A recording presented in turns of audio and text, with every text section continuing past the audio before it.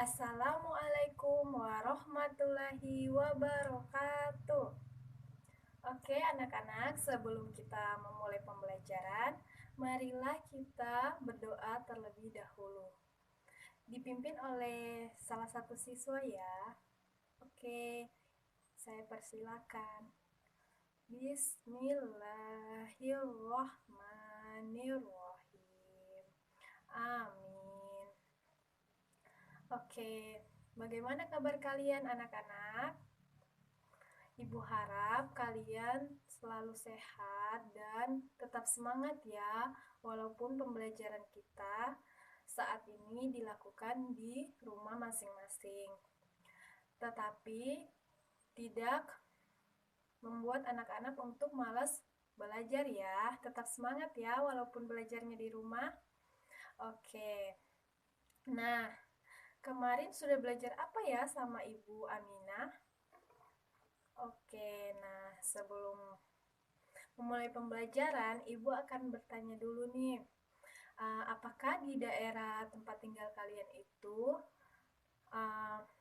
di daerah daratan rendah atau di daerah pegunungan atau tidak di daerah pantai?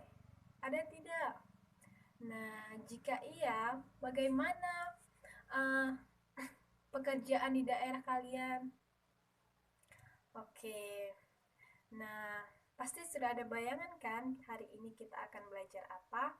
Nah, hari ini itu kita akan belajar tema 1, maaf Ibu lupa, tema 4 yaitu berbagai macam pekerjaan. Nah, di sini itu subtema 1 anak-anak. Jadi, kita akan mempelajari jenis-jenis pekerjaan. Nah, sebelumnya untuk apa sih tujuan kita mempelajari itu jenis-jenis pekerjaan?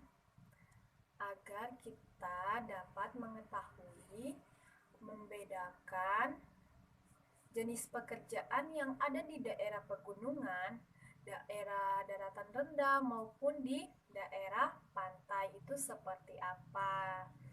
Nah, selain itu kita juga dapat mengetahui informasi tentang pekerjaan-pekerjaan itu.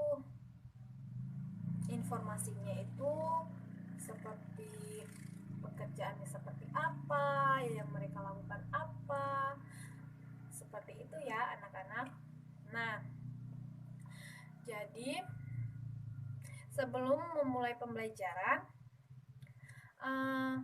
Ibu memiliki 3 peraturan untuk mendukung berjalannya pembelajaran kita. Peraturan ini akan ditaati oleh setiap anak. Jika dilanggar akan mendapatkan sanksi. Nah, betul sekali. Peraturan pertama, jika ibu guru sedang menjelaskan materi, anak-anak sekalian dilarang untuk ribut, bercerita, ataupun membuat keributan lainnya yang membuat pembelajaran kita terganggu. Paham? Oke, yang kedua, jika ingin bertanya kepada ibu guru atau temannya, untuk terlebih dahulu mengangkat tangan jika ingin bertanya atau menyela. Yang terakhir, yang ketiga itu jika ingin meminta tolong atau meminta bantuan kepada teman, itu sebaiknya mengucapkan kata tolong terlebih dahulu. Nah, sebaliknya jika sudah ditolong, kita harus mengucapkan kata terima kasih. Itu hal-hal kecil yang banyak sekali orang-orang itu susah melakukannya, tetapi itu hal yang sangat mudah kita terapkan dalam kehidupan sehari-hari kita. Nah, selain itu pahalanya juga besar adik-adik. Oke, kita masuk di materi ya. Nah, sebelumnya Ibu Guru akan memperlihatkan video terlebih dahulu. Video berbagai pekerjaan, tetapi di dalam bentuk sebuah lagu. Silakan perhatikan ya videonya. Pilot mengendarai pesawat, dokter memeriksa pasiennya, satpam menjaga keamanan, koki membuat kue. Pilot mengendarai pesawat, dokter memeriksa pasiennya, satpam menjaga keamanan, koki membuat kue. Banyak alasan orang bekerja, semua profesi baik adanya, mencari nafkah, amalkan. Oke anak-anak, terima kasih sudah melihat video atau lagu tentang pekerjaan tadi. Nah, coba Ibu minta tolong disebutkan lagi tentang apa saja pekerjaan yang ada di lagu tadi. Pekerjaan apa saja? Oke, iya betul sekali. Nah, nanti setelah ini kalian catat di buku tulis kalian masing-masing ya, anak-anak. Oke, terima kasih. Nah, untuk menguji pemahaman lagi nih, Ibu mau mengulangnya apa saja pekerjaan yang kalian nonton tadi? Bagaimana pekerjaan yang dilakukan oleh masing-masing orang tadi? Tugasnya bagaimana? Oke, nanti ditulis di bukunya ya. Nanti dikumpulkan setelah pembelajaran, nanti Ibu nilai. Nilainya itu nanti akan dikumpulkan untuk menambah nilai UTS atau UAS dari anak-anak sekalian. Oke? Oke. Nah, di sini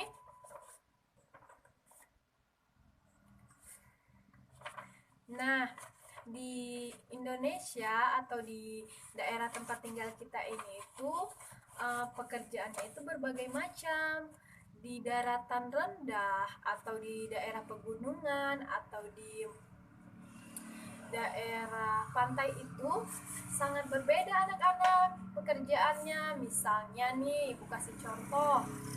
Di daerah pantai itu pekerjaannya itu dominan sebagai nelayan atau yang menangkap ikan. Pekerjaan di daerah pantai dengan di daerah pegunungan itu sangat berbeda anak-anak. Kalau di pegunungan itu dominan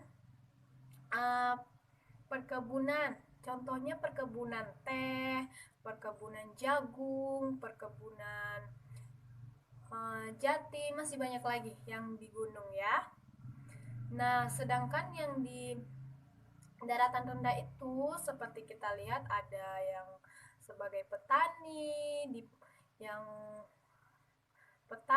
terus kelapa sawit, seperti itu. Ada juga sebagai seorang guru, dokter, itu mereka bekerja di daerah daratan rendah.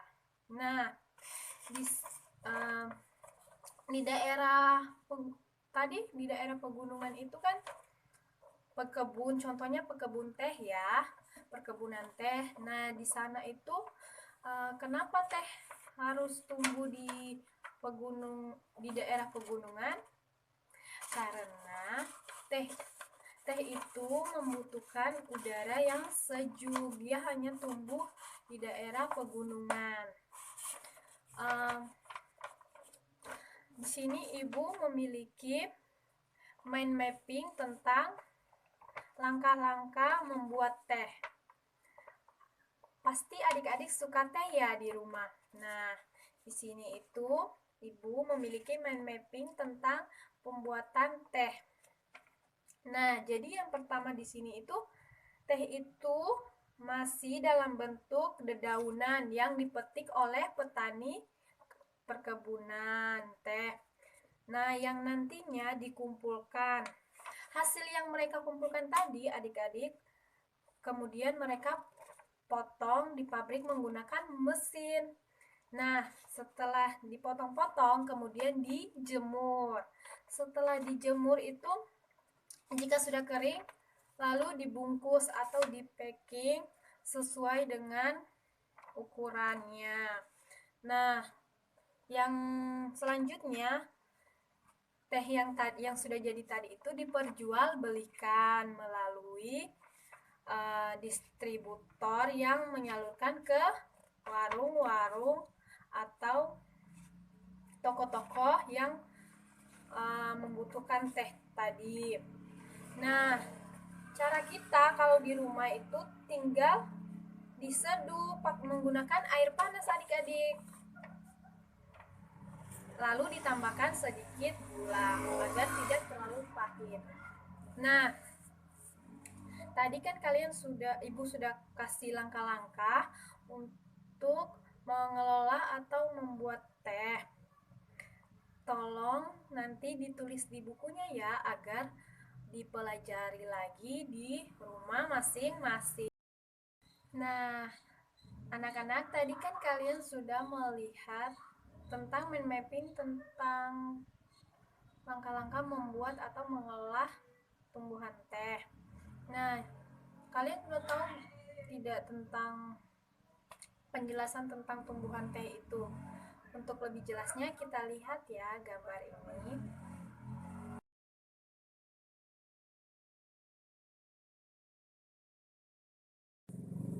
Oke anak-anak, dari penjelasan pertumbuhan teh tadi, Ibu Guru memiliki beberapa pertanyaan.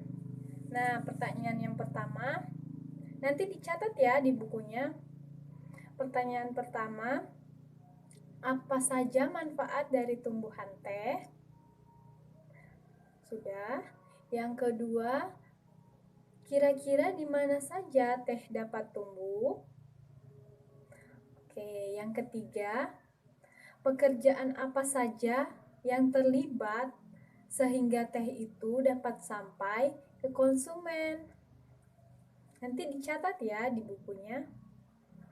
Nah, dari berbagai macam pekerjaan tadi dan jenis-jenis pekerjaan yang kita pelajari tadi itu, kita sebagai masyarakat Indonesia, sebagai siswa, sebagai yang tinggal di bumi ini, harus memiliki upaya untuk menjaga dan melestarikan sumber daya alam yang ada di lingkungan kita. Nah, agar kenapa Bu Guru kita harus menjaga pelestarian di lingkungan kita itu? Nah, agar sumber daya yang ada di lingkungan tempat tinggal kita itu tetap terjaga, tetap lestari. Upaya yang kita lakukan itu apa saja ya Bu Guru? Upaya yang pertama itu kita dapat menanam pohon kembali yang telah gundul itu, hutannya itu kita harus melakukan penanaman kembali agar tetap lestari. Yang kedua itu apa ya Bu Guru? Yang kedua itu kita dapat menjaga kebersihan lingkungan. Ayo, siapa di sini yang tidak menjaga lingkungannya? Nah, bagi yang belum menjaga lingkungannya, tolong dijaga ya agar tetap bersih, sehat, lestari. Paham? Oke. Yang terakhir itu yang kita dapat lakukan itu membatasi pengambilan sumber daya alam. Kenapa dibatasi? Agar tidak cepat habis. Pengambilan sumber daya alam itu sekiranya yang dibutuhkan saja, tidak berlebihan. Paham ya semuanya? Paham ya semuanya anak-anak? Nah, untuk pekerjaan rumahnya, silakan anak-anak sekalian bertukar pikiran dengan teman kalian yang bertempat tinggal berbeda dengan kalian. Misalnya ada teman kalian nih yang tinggal di daerah pegunungan, bagaimana kondisi di sana, pekerjaan yang dilakukan oleh masyarakat sana. Misalnya juga nih si B juga memiliki bertempat tinggal di daerah daratan rendah. Seperti apa pekerjaan di daerah si B ini? Paham ya? Nanti pekerjaannya dikumpulkan minggu depan, nanti ibu beri nilai. Nah, cukup sekian pembelajaran dari ibu hari ini. Semoga bermanfaat. Bila ada salah atau belum paham, nanti ditanyakan saja ya, jangan malu-malu. Oke, tetap semangat belajar di rumah. Walaupun belajar di rumah, kita harus semangat, tidak boleh bermalas-malasan. Karena malas itu temannya setan. Oke, sekian dari Ibu. Wabillahi taufiq wal hidayah. Wassalamualaikum warahmatullahi wabarakatuh. Sampai jumpa di lain waktu, anak-anak. Oke.